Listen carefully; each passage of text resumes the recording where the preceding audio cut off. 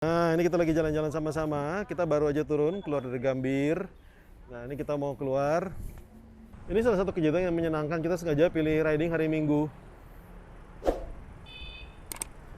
Karena sepi. Pak Tukio ngusulkan gimana kalau Sabtu sore atau Minggu pagi. Saya bilang, aduh tuh dua-duanya rame, Pak. Kalau mau sepi ya Minggu sore, enak.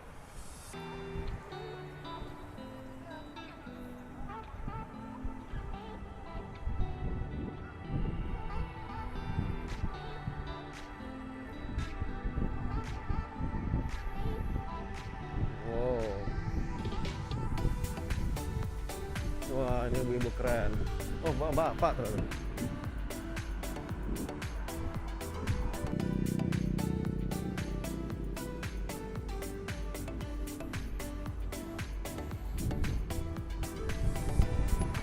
Pak Tukio tadi mau ngajak, mau ngelawan arah. Saya nyaranin, jangan Pak. Bahaya. Jadi kalaupun pakai kendaraan seperti ini tetap harus ikut sama peraturan lalu lintas.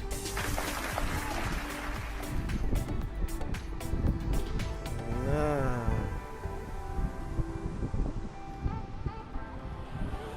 kalau skuter Bure ini bisa dibawa ngebut tuh. Skuter Pak Tukio ini kayaknya ban belakangnya goyang ya. Kayaknya kurang stabil ban belakangnya, bergetar. Itu coba kita lihat sama-sama ya. Nanti pas sudah berhenti, kita coba sanggah. Besok kita lihat. Soalnya ban belakangnya kayak bergetar. Kalau Anda ngelihat ban belakang Pak Tukio, bergetar nggak?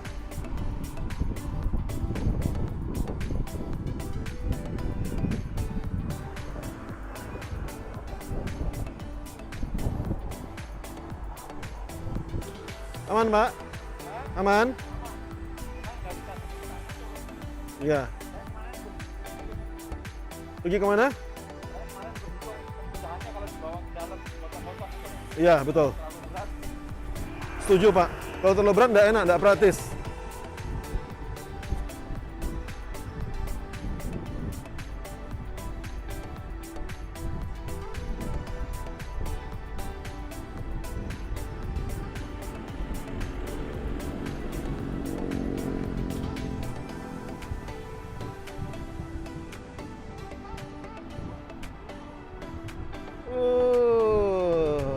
Menyenangkan sekali. Riding di Jakarta sore-sore enak banget.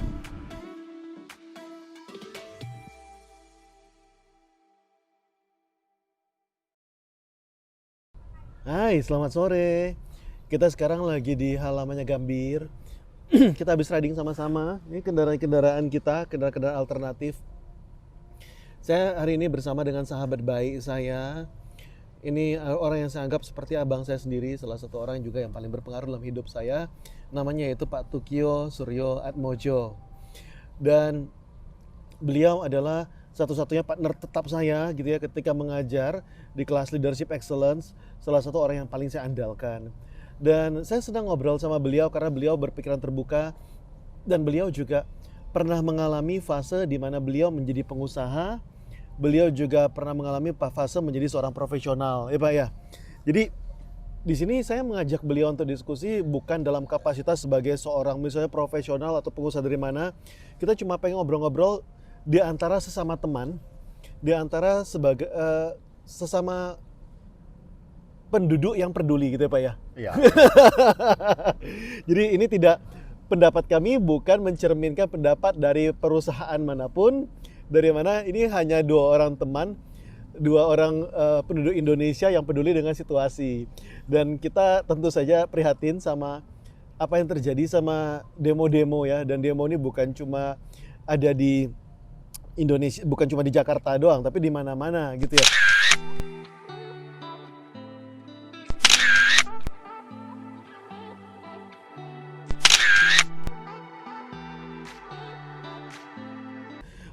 Demo tentang Omnibus Law. Nah, gimana menurut Pak Tukio? Ya, 3 hari yang menegangkan tapi juga memprihatinkan sebenarnya. Tadi ketika jalan kemari saya melintas ada halte Senen itu yang Saya juga terkejut karena seminggu yang lalu lewat itu bentuknya tidak sebagus hari ini gitu. Hari ini berubah jadi bagus gitu. Ada hikmahnya juga sih bahwa kemarin ada kejadian dibakar-bakar dan hari ini tiba-tiba disulap menjadi jauh lebih bagus gitu. Tapi mungkin biaya untuk perbaikan-perbaikan itu akan jauh lebih bermanfaat kalau itu bisa diutilize untuk sekolah-sekolah yang baru, untuk alokasi biaya kesehatan yang tidak terjangkau dan lain-lain gitu. Dan terpaksa itu harus dialokasikan ke hal-hal yang sebenarnya kalau tidak ada kejadian kemarin itu nggak perlu dibelanjakan. Dan saya dengar itu nilainya puluhan miliar yang di Jakarta saja, belum termasuk lagi yang di daerah-daerah gitu. Omnibus Law, ya sedikit atau banyak lumayan mengikuti sebenarnya kalau mendengar bahwa apa sih latar belakang dari ini gitu ya. Ada dua sebenarnya dan sebelum kita membahas apa latar belakangnya, saya mau menggarisbawahi bahwa undang-undang dibuat sebagus apapun tidak akan pernah bisa memuaskan semua pihak, tidak akan pernah bisa gitu. Termasuk juga mengapa undang-undang ini perlu diperbaiki gitu. Karena memang ada demonstrasi dari pihak yang berbeda, demonstrasi dalam tanda kutip ya. Ada investor yang pindah dari, kalau level atasnya kan demonya tidak dengan turun ke jalan ya, tapi dengan sebuah tindakan-tindakan yang itu berdampak gitu. Pertama adalah yang dari dalam negeri, ada berapa banyak perusahaan yang akhirnya memutuskan close di Indonesia, pindah ke negara lain, ke Vietnam. Ya. Belum lagi ada ketika terjadi trade war ya, perang dagang antara China dengan Amerika, kami mendengar ada banyak perusahaan yang move keluar dari China, pindah keluar dari China, tapi anehnya tidak satu pun yang mampir ke Indonesia. Nah ini mengundang keprihatinan dan tentu pemerintah berkewajiban untuk cari tahu bagaimana menyikapi ini agar investor yang ada tidak pergi dan syukur-syukur yang dari luar itu bisa masuk kemari. Betul, gitu. Yang 30 yang tutup dari Cina tapi tidak ada satu pun ini ya? Ya, betul. Dan itu terbanyak perginya ke Vietnam. Ke Thailand gitu ya. Konon menurut data yang pernah saya dengar bahwa dari negara Asia Tenggara saja kita hanya nomor 3 dari bawah. Kita hanya lebih baik dari Kamboja dan Laos. Dalam soal apa, Pak? Dalam soal daya tarik investasi. Daya tarik investasi, oke. Kan di sana ada regulasi, ada perizinan, ada kemudahan untuk mendapatkan lahan, jaminan kepastian hukum, subsidi. Ya, lalu kemudian tax, perpajakan, dan terutama adalah ketenaga kerjaan labor. Kebetulan juga tadi dibahas bahwa pernah duduk di keduanya gitu ya, sampai dengan hari ini ya saya menjalani profesi sebagai profesional dalam skala yang sekecil apapun juga ada mempekerjakan pekerja gitu. Kita juga merasa sih bahwa ada beberapa kebijakan labor ya pengupahan, lalu kemudian ketika terjadi rasionalisasi itu amat sangat membebani pengusaha, sehingga memang Omnibus Law didesain sedemikian rupa untuk menyikapi, dan itu sebenarnya bukan hanya soal ketenaga kerjaan saja, ketenaga kerjaan hanya salah satu saja, itu ada 11 klaster yang di dalamnya gitu. Jadi kalau menyikapi yang kemarin demo-demo besar itu agak sangat disayangkan karena sebenarnya sampai dengan dari rancangan sampai jadi undang-undang itu tahapannya sangat panjang gitu loh. Dan sudah pasti semua stakeholder yang akan terdampak kepada undang-undang ini itu diundang untuk terlibat diskusi sebenarnya. Pengusaha maupun buruh diundang semua, Pak ya? Pasti, serikat pekerja, lalu kemudian pengusaha itu semua diundang. Sehingga dari rancangan pertama sampai dengan akhirnya diketok itu pasti mengalami beberapa kali revisi, adjustment ya. Tentu ini tidak bisa memuaskan semua pihak gitu loh. Namun sayang kalau mendengar bahwa suara-suara yang timbul pada saat demo, apa yang mereka perjuangkan seolah-olah ada banyak pasal-pasal yang sangat merugikan mereka, which is sebenarnya tidaklah seperti itu. Jadi dalam hal ini saya sangat menyayangkan saja terjadi demo yang demonya sendiri sih tidak masalah sebenarnya, karena memang hak untuk menyampaikan pendapat kan itu dilindungi undang-undang dan itu dimungkinkan sebenarnya. Menjadi masalah adalah ketika itu sampai tahap ngerusak, membakar, dan apalagi sekarang kita sedang susah payah berjuang bersama-sama untuk mengelola COVID ini bagaimana tidak terdampak gitu. Tentu dengan kejadian kemarin pemerintah akan harus effort lebih banyak lagi memulihkan yang rusak-rusak, lalu kemudian juga bisa jadi seminggu ke depan mungkin ya angka-angka terdampak COVID akan bertambah lagi. Betul. Jadi kalau ditanya sikap saya prihatin, tapi ya ini sudah terjadi, mari fokus pada solusi. Tapi menurut Bapak ya, apakah memang Omnibus Law ini memang sangat merugikan bagi labor?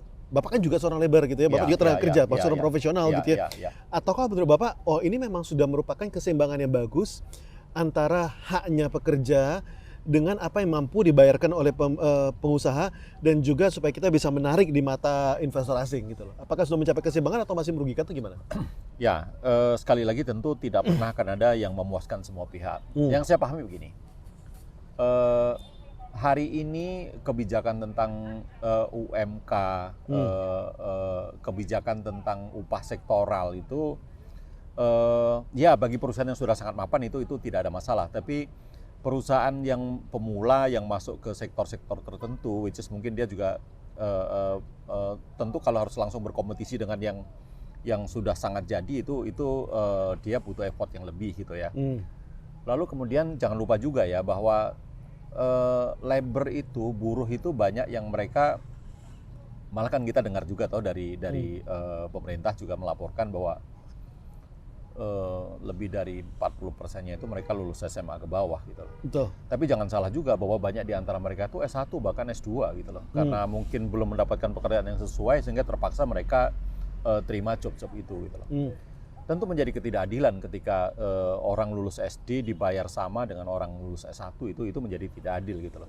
Namun bagi pengusaha juga sulit. Jadi misalnya lah ini ya, yang S1 tadi layak untuk dibayar 7 sampai 10 juta pemula fresh graduate gitu ya. Terpaksa dibayar 5 juta sesuai dengan UMK ya.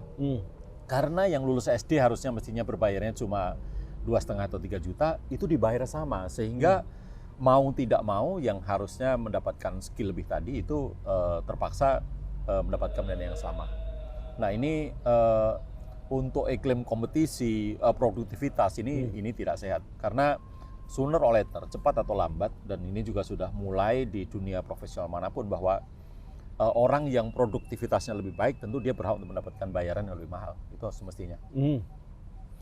Tadi Bapak ngomong bahwa ini soal lulusan, apa memang ini cuma sekedar soal lulusan doang atau soal performa? Nah, tidak, itu salah satunya saja. Saya menggambarkan bahwa even di beberapa tempat kerja yang saya sempat mampir ya, saya sempat ngalamin 7 kali pindah ya. Buruh pabrik itu untuk mengerjakan yang sama itu dari sisi sekolah bisa sangat berbeda, dari sisi skill juga bisa sangat berbeda gitu loh. Dan terpaksa mereka dibayar dengan bayaran yang sama gitu. Nah ini kalau tadi ngomong bahwa ini sudah cukup adilkah, ya tentu ada sisi-sisi tertentu yang mungkin perlu dilakukan perbaikan. Dan beberapa perbaikan yang ada di dalam Omnibus Law tentang upah per jam dan segala macam itu sesungguhnya tidak semua akan dibayar upah per jam, tapi upah per jam itu dimungkinkan. Which is karena memang beberapa jenis pekerjaan itu juga kita tahu lah sebagai trainer kita dibayar per jam. 1 jam bicara berapa, pilot terbang per jam berapa, itu mungkin gitu ya. Lalu kemudian MC dan segala macam. Jadi memang diperlukan satu undang-undang yang sanggup menjawab beragam jenis pekerjaan tadi. Hanya sayangnya yang di blow up ke permukaan seolah-olah semua orang akan dibayar dengan hitungan jam. Padahal tidak seperti itu. Saya mempersilahkan sih kawan-kawan serikat pekerja untuk mendalami lah, dan ini toh sudah terlanjur disahkan kan. Cara terbaik untuk menolak atau menghadapi ini tidak lagi dengan cara demo, tapi tersedia ruang-ruang Mahkamah Konstitusi dengan cara uji materi dan lain-lain. Demo sih sangat tidak menyelesaikan masalah. Nah, tapi ada satu yang menarik nih Pak. Saya setuju dengan Bapak bahwa ini undang-undang sudah disahkan dan memang harusnya jalurnya lewat MK kan? Iya, betul. Mereka harus judicial review kalau mereka mau melakukan seperti itu. Tapi pertanyaan saya adalah kenapa sebagian ini kalau sebagai penduduk gitu ya, kenapa ada sebagian gubernur yang malah memilih sikap kami ikut menolak Omnibus Law gitu ya? Seperti misalnya Ridwan Kamil, Sultan Hamengkubuwono gitu loh. Kenapa mereka malah ikut-ikutan memasang sikap untuk menolak Omnibus Law, dan apakah sebaiknya gimana menurut Bapak? Kalau yang saya tangkap bukan berarti mereka menolak ya. Yang saya tangkap adalah mereka mengakomodasi untuk membantu menyalurkan aspirasi itu.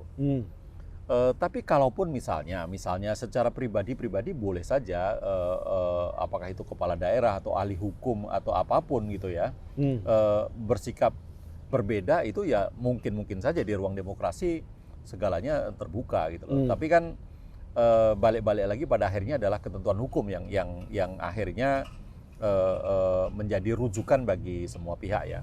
Ya kalaupun misalnya sikap pribadinya mendukung atau menolak gitu ya, tentu cara terbaiknya adalah dengan memberikan advice atau dukungan-dukungan dengan cara-cara yang benar ya, sesuai dengan apa yang seharusnya. Bukan berarti mendukung demonya gitu loh. Tapi yang saya dengar dari beberapa kepala daerah yang menyatakan sikap itu, yang saya tangkap ya, bukan berarti menolak, tapi mendukung untuk menyalurkan aspirasi penolakan dari Omnibus Law itu. Oke, jadi di sini terjadi salah paham. Bukannya mereka juga ikut menolak, tapi mereka mendukung kalau pengen menyampaikan aspirasi ya silahkan, betul, gitu ya. Betul. Nah, difasilitasi lah. Difasilitasi. Nah, ini adalah klarifikasi yang bagus juga. Karena kemarin juga ketika saya membaca juga gitu ya, seringkali memang media, menurut saya media berperan sangat penting untuk memanaskan atau mendinginkan situasi ini. Betul. Jadi kemarin ketika misalnya ketemu dengan Ketua DPRD Riau kalau saya nggak salah gitu ya, beliau bilang oke, kita temui, kita tidak mempunyai kewenangan untuk mencabut. Langsung marah lagi gitu loh. Tapi kita punya kewenangan untuk membantu menyampaikan aspirasi Anda sampai ke pusat. Dan menurut saya itu memang hal yang benar. Dan ini kalau boleh dibilang Omnibus Law ini kan adalah sebuah perbaikan sehingga nanti terjadi keseimbangan. Seperti Bapak bilang tadi, ini adalah sebuah perbaikan. Sehingga nanti terjadi keseimbangan antara ada pengusaha dengan juga bisa menarik investasi asing, dan juga kalau situasi ini semakin enak, kita berharap kan semakin lama iklim investasi semakin bagus. Artinya semakin banyak investor asing yang masuk, dan akhirnya lapangan kerja jadi semakin bagus. Betul. Dan orang juga semakin terdidik gitu ya Pak ya. Betul. Nah tapi saya melihat di sini seringkali yang di blow up tersebut adalah hal-hal yang malah agak sedikit dipelintirkan untuk kepentingan media. Ya, media tentu dengan segala kepentingannya, termasuk juga adalah tokoh-tokoh yang menggerakkan. Semua punya kapasitas dan peran untuk membuat ini menjadi seperti apa ya. Tapi balik lagi ke tadi bahwa pemerintah perlu satu upaya masif berkelanjutan gitu ya, untuk bagaimana membangun ekonomi makin baik, investasi makin banyak, sehingga lapangan pekerjaan ini makin, ingat Mas ya, setiap tahunnya itu 3 juta tenaga kerja baru gitu ya. Kalau pertumbuhan kita rata-rata hanya 5% ya sebelum Covid ya. Covid ini kita turun lagi ya gitu. Tentu urut-urutannya selalu gini ya. Dan pertama adalah masalah ekonomi yang tidak segera tertangani, itu biasanya akan naik kelas menjadi masalah sosial. Orang mulai tidak sungkan-sungkan minta di jalan, rasa malunya sedikit berkurang gitu ya. Dan kita sekarang di Jakarta sudah mulai merasakan di lampu-lampu merah itu orang usia produktif ada minta-minta dan lain-lain gitu ya. Kita bisa mengerti karena memang sekarang faktanya Covid ini benar-benar membuat ini beda dengan krisis tahun 98, di mana pada waktu itu usaha kecil menengah malah bisa jalan. Sekarang mau jualan juga susah, bisa jualan juga yang beli, daya belinya menurun gitu ya. Betul. Maka wajar ketika ada sebagian saudara-saudara kita yang kurang beruntung, yang memang cari makan hari ini untuk dimakan hari ini gitu loh. Hand to mouth. Mau tidak mau mereka harus tetap makan gitu. Nah kalau ini dilarang sana di sini demi penanganan Covid ini ya tentu menciptakan masalah tersendiri gitu. Kalau masalah sosial ini segera tidak tertangani gitu, pemerintah berupaya tentu melalui bansos dan lain-lain gitu, tapi mesti diingat juga bahwa itu tidak bisa menjangkau semua lapisan masyarakat gitu ya. Kalau ini tidak tertangani maka akan masuk ke ranah yang lebih mengerikan lagi, yaitu orang makin nekat berani melanggar hukum. Betul. Mulai merampas dan lain-lain gitu. Jadi saya benar-benar berharap sekaligus berdoa lah Covid ini cepat selesai, ekonomi cepat membaik gitu ya, bisnis segera running lagi gitu. Karena kita lihat lah ini kita Gambir, kita ini lagi diskusi di Gambir yang biasanya tempat duduk kita ini penuh dengan mobil-mobil parkir, hari ini kosong melompong gitu. Kosong melompong, parkiran kosong. Ya, parkiran kosong. Tentu ini menggambarkan betapa putaran uang mengalami penurunan, gitu Mas. Saya pengen nanya juga sama Pak Tukyo nih, Ya. tentang waktu gitu ya. Ya. Waktu ini sekarang COVID ini sedang susah-susahnya gitu ya. Maksudnya penanganannya pun sudah kompleks, kita termasuk negara yang bagus lah ya di dalam penanganan COVID gitu ya. Tapi apakah sekarang adalah waktu yang tepat untuk menunjukkan Omnibus Law di saat lagi susah-susahnya ini? Karena sebagian orang mungkin merasa bahwa ini lagi COVID, lagi susah, lu jangan luncurin sekarang. Tapi mungkin sebagian lagi berpikir kalau nggak diluncurkan sekarang, ekonomi kita tambah parah. Mending sekarang meletus sedikit dulu, luka sedikit dulu, tapi biar investasi bisa, ketika ekonomi mulai jalan, kita sudah siap untuk menyambutnya. Menurut Bapak kira-kira gimana? Ya, saya pribadi cenderung cocok dengan kedua ya. Jadi tidak ada masa yang paling tepat lah, karena diluncurkan kapanpun itu akan menimbulkan masalah gitu. Dengan pertimbangan-pertimbangan tertentu bahwa pasti juga sudah diprediksi bahwa undang-undang ini akan mendapatkan sambutan penentangan dan lain-lain ya gitu. Tentu pemerintah juga punya kepentingan bagaimana menciptakan satu peredam kejut, mengeliminir atau memperkecil sekecil mungkin potensi konfliknya gitu. Maka diluncurkan pada saat masa sedang dikendalikan gitu. Itu menjadi efeknya mungkin bisa agak lebih terkendali gitu loh. Kalau soal kapan waktu yang tepat, ya saya nganggap akan lebih tepat sekarang diluncurkan, sehingga ketika ekonomi membaik, orang berusaha menjadi lebih gampang, investor masuk lebih gampang, kepastian usaha lebih gampang. Yes, karena saya setuju dengan Bapak bahwa karena sekarang perizinan jadi begitu gampang gitu ya. Jadi perusahaan-perusahaan kecil mereka bahkan tidak perlu ngurus macam-macam, cukup daftar saja ya Pak ya. Ya. Pendirian PT itu sekarang cuma cukup daftar saja itu sudah selesai. Jadi saya bisa melihat di sini begitu besar niat baik pemerintah, karena persis seperti kata Bapak, ini ada 11 klaster, bukan cuma soal bukan cuma ketenaga kerjaan. Tenaga kerjaan doang gitu loh, tapi koperasi juga hanya 9 orang, dan jadi sebegitu gampangnya sekarang untuk untuk mendukung perekonomian. Nah, dan yang satu hal juga Pak yang saya pengen menarik adalah respon dari manusianya gitu ya. Seperti dari dulu tuh kita selalu, kalau misalnya ada demo, sepertinya mahasiswa tuh selalu ada di garda terdepan.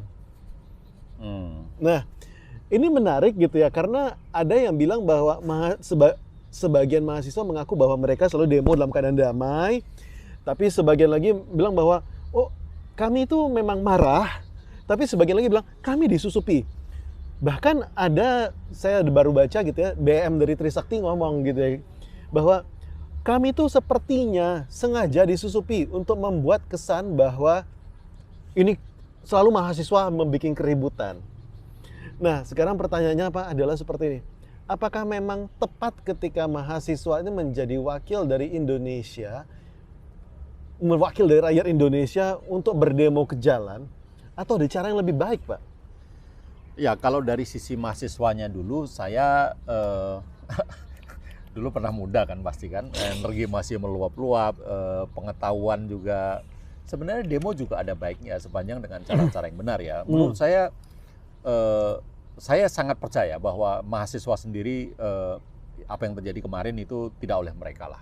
Adik-adik mahasiswa kita cukup cerdas, cukup dewasa, dan bukankah kita sudah belajar dari waktu ke waktu memang sikap kritis mahasiswa memang kita butuhkan gitu loh, untuk membuat akhirnya kan dengan dikritisi oleh para mahasiswa itu, pemerintah juga jadi menurunkan, seperti Kementerian Tenaga Kerja menurunkan timnya untuk memberikan edukasi, lalu kemudian itu juga sebenarnya seperti apa ya, seperti memancing bahwa kok begini, lalu akhirnya dijelaskan bahwa tidak seperti itu gitu. Ini membuat semua menjadi lebih transparan.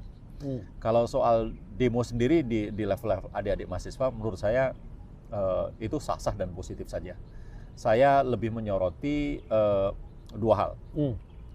Pertama adalah orang-orang yang dalam kondisi sekarang mencoba-coba untuk mengambil kesempatan dengan niat apapun gitu ya. Yes. Akan selalu ada tuh ya. Akan selalu ada ya. Kemudian yang kedua adalah sahabat-sahabat saya, adik-adik saya, para pekerja gitu ya. Kita juga pernah kerja dari bawah sampai ke atas gitu. Ya, saya pernah jadi fotografer juga, pernah kena pecat juga pernah. Saya kasih ilustrasi begini aja lah. Saya ubah menjadi pertanyaan.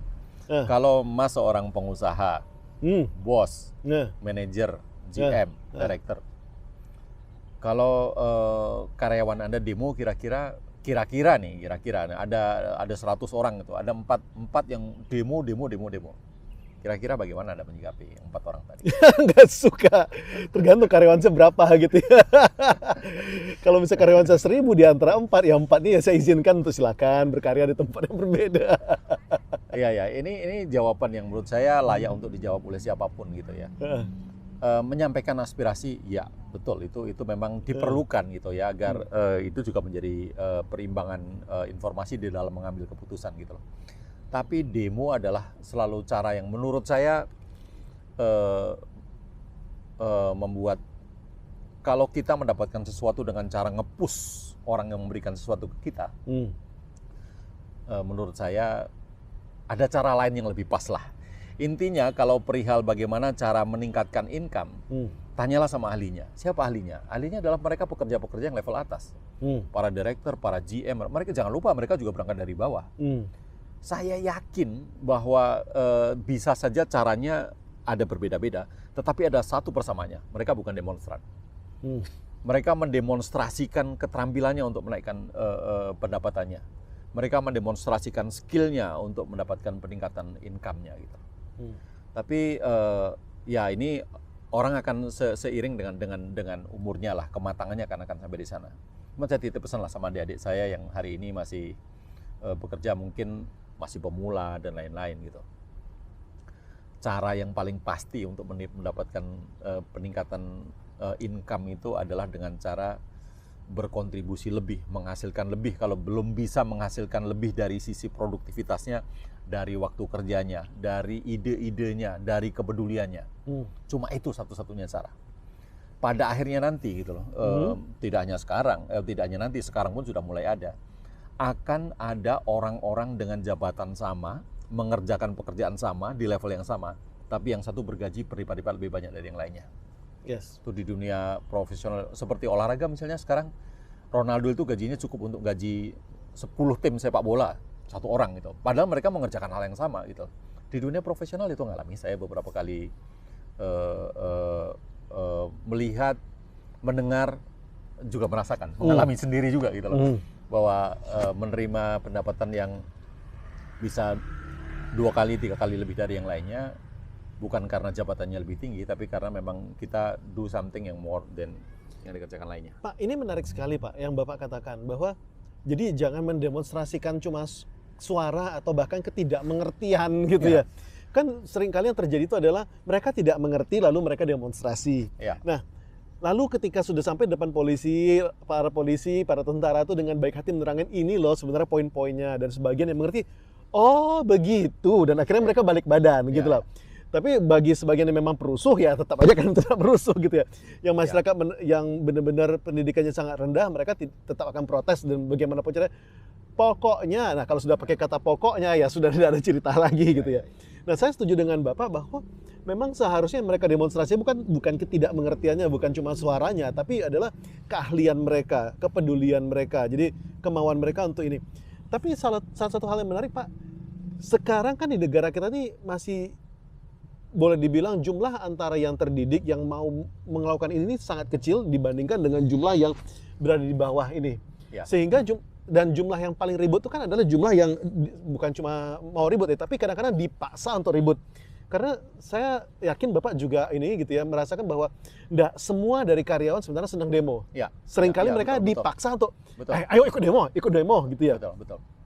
Nah, sekarang kira-kira apa solusinya Pak yang supaya lebih mujarab sehingga orang-orang di bawah ini nih lebih banyak pengertinya, lebih banyak mau menyumbangkan ide mereka, lebih banyak mau belajar, mau peduli, sehingga mereka tidak dengan gampangnya udah sama-sama nggak ngerti ikut demo aja, supaya mereka tidak gampang dihasut ke sisi sana gitu Pak. Menarik. Oke, yang pertama adalah yang seperti ini akan selamanya ada. Cuma mungkin nanti persentasenya yang kita mulai bisa bagaimana mengecilkannya? Setidaknya Okay. bisa lebih baik lah dibandingkan sekarang. Tentu pemerintah melalui undang-undang. Sebenarnya perusahaan sendiri juga punya kewajiban ya. Perusahaan dalam hal ini melalui para profesional level atasnya itu berkewajiban untuk melakukan edukasi. Mereka tidak boleh hanya mengeksploitasi produktivitas ya, tapi ketika orang-orang sudah berada di dalam perusahaan itu yang namanya edukasi, komunikasi itu harus terus dibangun. Ya kita seringkali di dalam dunia trainer menyebut ya kalau kita penebang kayu, di antara kegiatan-kegiatan nebang kayu kita harus ngasah kapak. Betul. Ya, jadi melalui sesi-sesi training, sesi-sesi pelatihan itu harus terus digaungkan gitu ya, bahwa income itu akan setara dengan kontribusi. Jadi ketika produktivitasnya meningkat, ya sooner or later income pasti akan meningkat gitu. Satu. Kemudian kedua, kedewasaan berpikir, kematangan berpikir, kemauan mencerna semua informasi untuk tidak langsung ditelan gitu. Itu adalah proses yang terus-menerus harus dibangun, nggak bisa instan gitu ya. Lalu jangan lupa juga bahwa serikat pekerja sebenarnya selama ini dipandang bahwa itu seolah-olah menjadi kubu yang berbeda gitu ya. Sebenarnya itu juga bisa dirangkul untuk menjadi bagian dari saluran komunikasi yang intinya kalau komunikasinya lancar, saya yakin bahwa yang seperti kemarin bisa dikurangi. Walaupun jumlahnya adalah ribuan. Ya, betul. Jadi menurut Bapak, ini bukan cuma persoalan pemerintah, tapi dari masing-masing perusahaan hendaknya bertanggung jawab untuk setidaknya mendidik karyanya masing-masing. Ya.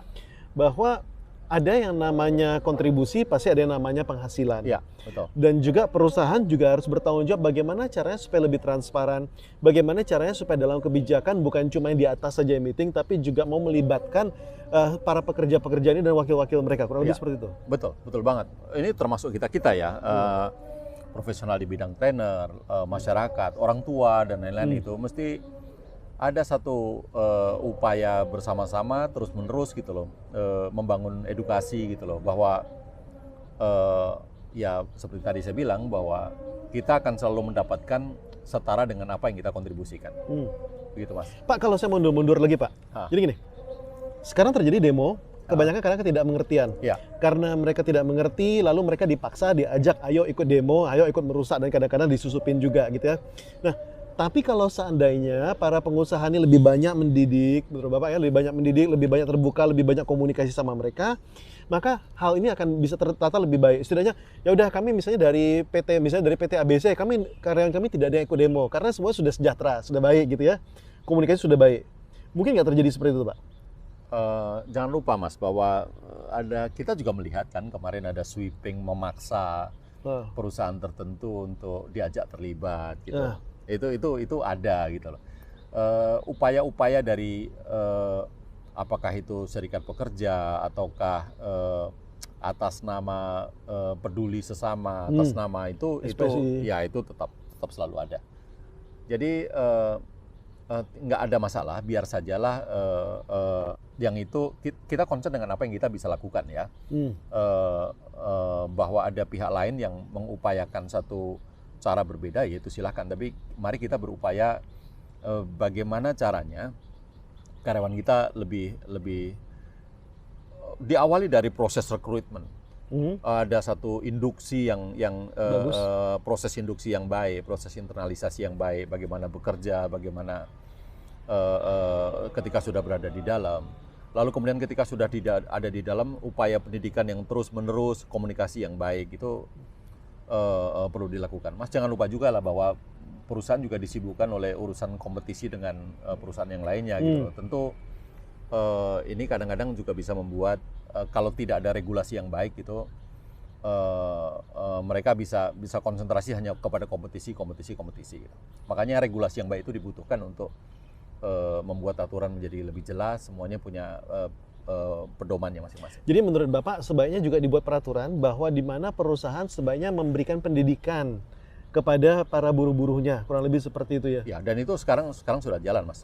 Pemerintah itu ada alokasi dana CSR, ada alokasi dana pengembangan diri, itu memang itu diatur sedemikian rupa sih. Apakah itu sebaiknya dilakukan oleh masing-masing perusahaan dengan berbagai standar mereka gitu, karena masing-masing perusahaan punya kepentingan, atau sebaiknya pemerintah juga turun tangan langsung menyapa SPSI misalnya gitu ya, dan memberikan pendidikan langsung kepada serikat pekerja ini? Ini dua-duanya sekarang berjalan. Jadi pemerintah juga melalui Disnaker secara periodik mereka melakukan kunjungan pembinaan dan lain-lain itu berjalan. Jadi sekarang itu sudah berjalan. Saya rasa dengan undang-undang yang lebih baik, dengan niat baik dari semua pihak ya, pengusaha dan pekerja, saya yakini bahwa kondisinya akan menjadi lebih baik. Pertanyaan terakhir saya kalau boleh Pak. Ya. Kalau boleh kita mengambil perumpamaan gitu ya. Saya melihat banyak agama-agama besar di dunia gitu ya. Itu tuh mengalami evolusi. Jadi misalnya seperti agama Katolik yang dulu pernah penuh dengan korupsi, dengan juga menjual surat pengakuan dosa. Tapi perlahan-lahan menjadi semakin baik, semakin matang. Begitu juga dengan agama besar lain gitu ya. Saya cuma ngomong agama saya aja karena saya agama Katolik ya, saya nggak mau ngomongin agama lain. Nah, tapi saya lihat negara-negara juga berevolusi gitu ya. Ada negara-negara yang tadinya juga penuh keributan, Singapura yang tadinya negara para perompak gitu ya. Dengan peraturan yang strict, lalu Cina juga dengan tangan besinya, lama-kelamaan semakin lama semakin baik gitu ya. Apakah Indonesia ini sedang berevolusi akan semakin baik atau perlu tangan besi yang ayo ketat dulu nih supaya perlahan-lahan bisa jadi, supaya evolusi ini bisa jadi semakin cepat? Ya. Tentu cara terbaik di sebuah tempat belum tentu juga cocok dengan di tempat kita ya. Kultur kita yang multicultural, jumlah penduduk yang sangat banyak, lalu kemudian rentang tingkat pendidikan yang berbeda-beda gitu. Tentu itu tidak langsung serta-merta bisa disamakan gitu. Tapi saya percaya bahwa dari waktu ke waktu pemerintah melakukan upaya yang sudah, menurut saya sih sudah tepat lah. Mudah-mudahan dengan undang-undang ini berjalan, mungkin nanti akan ada uji materi dan lain-lain gitu. Uji materi kan bisa menggagalkan seluruhnya, bisa mengkoreksi sebagian gitu, sehingga akhirnya akan menjadi semakin sempurna. Atau ditolak semuanya juga makin bahwa itu akhirnya memang harus berjalan gitu ya. Betul. Dengan aturan yang baru, mudah-mudahan semuanya menjadi lebih baik. Jadi menurut Bapak memang negara kita ini sekarang sudah berevolusi dan sudah berjalan di tempat yang tepat. Ya, betul. Kita hanya perlu menunggu waktu di mana rakyat kita menjadi semakin dewasa, Ya, betul. semakin terbiasa, mahasiswa juga semakin terbiasa, dan pada akhirnya para buruh juga sudah semakin bisa. Betul. Mas juga jangan lupa ya bahwa saya seringkali pakai bahasa beginilah, contohnya lah bahwa menangani COVID. Ya, ini kan lagi juga relevan lah, masih ada korelasinya lah. Tentu saja kalau saya pakai ilustrasi, ownernya Bank BCA, dengan direkturnya Bank BCA, dengan manajernya Bank BCA, dengan supervisornya Bank BCA, dengan karyawan outsourcingnya Bank BCA, tentu cara menyikapinya harus berbeda-beda karena mereka punya daya tahan yang berbeda, mereka punya cadangan makan yang berbeda gitu ya. Sehingga tentu kita tidak langsung bisa menggunakan pakai caranya ownernya semua, kita mengkarantina diri, nggak keluar dari rumah, nggak bisa begitu. Nah kita, saya rasa hasil yang sudah dicapai menunjukkan bahwa pemerintah kita cukup kredibel ya, bahwa dari sisi pertumbuhan ekonomi kita masih sangat bukan yang terbaik, tapi masih yang salah satu yang cukup bagus salah ya? satu yang terbaik lah. Salah satu terbaik, betul. Memang terjadi penurunan, tapi penurunan masih relatif lebih kecil dibandingkan negara G20 lainnya ya. Betul. Jadi saya yakin bahwa ini sudah yang tepat lah, Mas. Oke, kalau begitu. Ada yang Pak Tuki mau nyampaikan lagi? Teman-teman, balik lagi menyikapi undang-undang yang sekarang sudah disahkan ini. Mari kita semuanya menyikapinya dengan cara dewasa, bijaksana. Apa yang sudah terjadi ya biar saja kita ambil pelajarannya.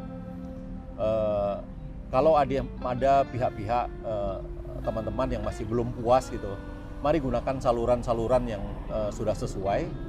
Ada Mahkamah Konstitusi, ada baiknya didiskusikan dengan komunitas-komunitas, lalu kemudian diundang ahli-ahli atau pakar-pakar tertentu gitu untuk ikut, sehingga cara kita mengkoreksi itu menjadi lebih relevan dan punya bobot. Mari kita semuanya cerdas dan dewasa dalam menyikapi apapun yang sedang terjadi. Saya yakin bahwa semuanya menjadi lebih baik. Pesannya sangat bagus sekali. Terima kasih banyak Anda sudah nonton. Semoga kali ini, pembicaraan kita kali ini bisa membawa makna, dan kita juga makin mengerti bahwa ini adalah suatu proses yang memang harus kita lewati bersama-sama. Saya minta maaf ya, kali ini kita siarannya dari lapangan parkir, jadi kadang-kadang ada bus lewat, kadang-kadang ada suara stasiun. Tapi semoga isinya benar-benar bisa bermanfaat bagi Anda. Terima kasih, jangan lupa kunjungi IG-nya beliau, Tukiosiro Atmojo ya Pak ya. Kunjungi IG-nya beliau, FB-nya beliau juga boleh kunjungin. Dan sampai jumpa di topik kita berikutnya. Pak Tukio dan saya, kami berdua mengucapkan salam dahsyat. Terima kasih, salam dahsyat.